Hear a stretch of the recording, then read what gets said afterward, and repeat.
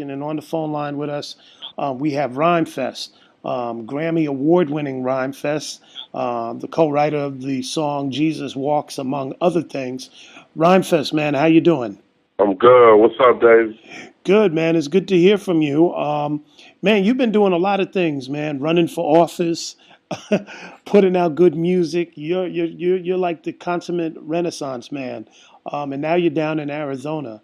Um, I mean, not Arizona, but Alabama. What does this mean for you to be down there to see what's going on with this law, particularly how it's impacting the Latino community? Well, I think it's interesting that you say Latino community because how I see it is I came down here on a research mission on how it's impacting the Black American community. I think with everything that you hear about blacks and Latinos being at war, especially like at LA and the gang thing, and then in popular culture, it becomes black and Latinos being at odds. I want to come down here and see, how their struggle and racism and against racist laws really related to our history in America. And so, I found a lot of correlation in how it relates historically and Right. how it relates to this. Are you on a speakerphone? Did you put it on? I'm sorry. Your voice, it sounded like you was on a Oh, speakerphone, yeah, but no, I'm good. I'm good. I'm good. yeah. Like how their struggle related to ours historically, and how their struggle relates to ours today. How do you see the two connecting?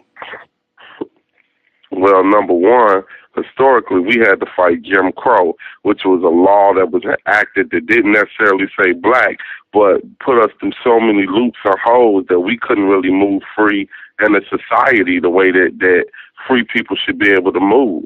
That's exactly what's going on in Alabama. You take, for example, this HB 56, what they got. They can't re-up their car plates. They can't re-register their children for school. You can't renew a lease for your apartment or for your trailer home. So basically, it's like you cannot even live in Alabama, you know what I'm saying, if you're undocumented, even if you're on a path to citizenship. So now what if your shorties are American citizens because they were born here and you're undocumented? What that means is there's a humanitarian crisis going on out here with young people being ripped away from their parents. Sound like slavery to me. But then I give you another instance. The prison industrial complex, part one of it was the fake war on drugs, locking up nonviolent black offenders. You know what I mean? Part two of it is criminalizing immigration. There's a whole business, Dave, of sheriffs, judges, lawyers, institutions, SWAT teams getting paid to scoop up, do sweeps of young black and brown people. Black people, man, even if you don't relate or feel like immigration is your thing, there is something to be outraged about the whole prison system that's saying, let's get everybody that's from the underserved communities. That's what I learned. That's interesting that you pointed that out because one of the things, and I'm sure you notice this, in places like Alabama, definitely in Texas and Louisiana, these places, the money is made coming and going. Money is given to put up these private prisons and detention centers, but then people also wind up paying for their own incarceration. And you miss a payment, the clock starts again on you. So if I owe $100, miss a payment, then I kick back and I still owe $100 again. And that's a big money making thing. So you have economic incentive. The other thing is that we just did with all the Occupy stuff that's been going on, one of the things that's been targeted was the banks, in particular Wells Fargo, which has invested quite a bit of money in setting up these private detention camps. So that's where the payoff is. We might not see it immediately in California, but the investment is made in these other places where, as you pointed out, swooping up people is a thriving business. With that being said, what's the next step for you? What do you feel that you're going to be doing next, seeing all this? Well, one of the most powerful things that I know how to do is make music. So, Jaziri X and I have made a song called Illegals, questioning who exactly are the illegals. You know what I'm saying? When we're speaking about that, because the whole word illegal alien is like some type of dude from outer space that is selling dope. You know what I'm saying? And it's just like, who's illegal? Who came here legally and called somebody else illegal? So the most powerful thing that's within my capacity is music making, and so that's what we're going back to doing.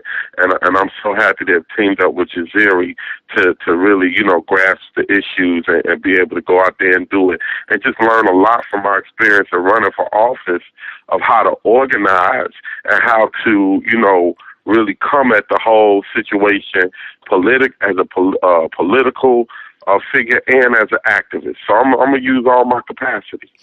Hey, let me ask you this. Will you be running again? You think you're going to run again for office? I don't know. I mean, in my hood, it depends on the situation on the ground when that time comes. But, definitely, I tell you this, man. Thank you, Davey D. I got to give you a big shout out. You was the first person when I announced that I was running. You were the first person that took me serious, and you were the first person to interview me about it and blast it out so that a major, portion of the population would know about that. And we were looked at as a novelty candidate coming in, but we pushed the incumbent into a runoff, which meant it was just me and him, and we didn't. I don't believe we lost, but they say we lost by 300 votes out of thousands and thousands of votes. We came this close to beating an incumbent who was a retired police sergeant. You know what I'm saying? And it scared the hell out of the system. One of the things people don't know is that Rahm Emanuel had to jump in the last week and give dude $200,000. Wait a second. Let's rewind that again.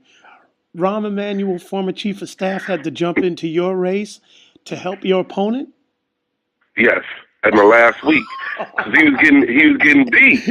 Hey, baby, D, we got endorsed by the teachers union, by the labor union, by SEIU. Cornell West came down to do a fundraiser. Lupe, Al Sharpton, everybody jumped down in Chicago. It was going down, man. And you helped kick that off, So it was going down. This wasn't a regular city council run. This was kind of crazy. And so Rahm Emanuel stayed out of the whole thing for the whole race. And the last week when the polls were showing dude was losing, he jumped in with that money. And then when they say, dude won by 300 votes, it was real shaky, man. It was a lot of tension. And so what I decided to do was let it go. Don't challenge it. We got work to do around the country, you know what I mean? And I'm going to focus on this, focus on the rap, and we'll see what happens when that time comes. And the other thing that we should also mention is that your opponent tried to go dirty on you. He was trying to bring up your lyrics and all that, but it didn't stick. No, it was deeper than lyrics. My opponent was calling me a gang member. So it got dangerous in my hood because my hood is really gang. It's a lot of gang issues and murder issues in my hood. People getting murdered, and so we're one of the most violent districts in the city. And so what happened when he was saying I was a gang member, he was saying, if I got elected, then what would happen is that rival gang would come over and shoot up the whole neighborhood. And I was trying to organize my gang politically. And the danger in that is that Larry Hoover is under the prison for that. You know what I'm saying? Right. And trying to organize politically through crime. And the other problem with that is you trying to get me and my family shot the hell up as we walk down the street. You know what I'm saying? Like putting, as a police officer, he knew what he was doing, how sometimes police drop you off in the opposite neighborhood. He was trying to do that politically. And so it put us in a little bit of danger. But, the crazy thing is right now, man, my hood love me to death, G. Love me to death in the hood. And we continuing to work. Man, that's crazy. But, I'm glad you shared with us just how dastardly some of these folks will get. And we're glad that, in many people's minds, you did win because you took it to a level where they had to pull out all the stops, and even then, they weren't really able to beat you. So we appreciate that. But this my message to rappers though. This my message to rappers. Look, man, it's no way no rapper can say they hood if they not working in their hood. It's no way I don't want to hear no rappers talking about, man, how they love their block if they not working for their block. If don't nobody on their block really know them, they really don't have the right to say that because there's people on the front lines at war, fighting, community organizing, doing all types of things for the block. And rappers is making rappers lose credibility. You know what I mean? I definitely, as an artist, had to be called, even on things that I said. So I don't exclude myself, but I'm saying, man, the time for play is over. If you're going to do art and do music and you want to talk about girls and other things, that's fine and great. But, man, please don't come talking about you hood if you ain't really doing nothing to help your hood because, man, you're going to be the one. Eventually, things are happening in this country right now that the fakers are going to be taken out by the real people in the jungle. And you're putting yourself up for death. That's real talk. That's serious talk right there. Rhymefest, we're going to take a break. We're going to play a song from you. When we come back, we're going to continue our conversation. Jasiri X is also in the building. So, Rhymefest, thank you so much for sharing with us your thoughts from Alabama. Blacks and Latinos being at war, especially like in LA and the gang thing, and then in popular culture, it becomes Black and Latinos being at odds. I want to come down here and see, how. Good, man. It's good to hear from you. Man, you've been doing a lot of things, man. Running for office, putting out good music. You're like the consummate Renaissance man. And now you're down in Arizona. Um, I mean, not Arizona, but Alabama. What does this mean for you to be down there to see what's going on with this law, particularly how it's impacting the Latino community? Well, I think it's interesting that you say Latino community because how I see it is I came down here on a research mission on how it's impacting the Black American community. I think with everything that you hear about. And on the phone line with us, we have Rhymefest, Grammy award-winning Rhymefest, the co-writer of the song "Jesus Walks," among other things. Rhymefest, man, how you doing? I'm good. What's up, Dave?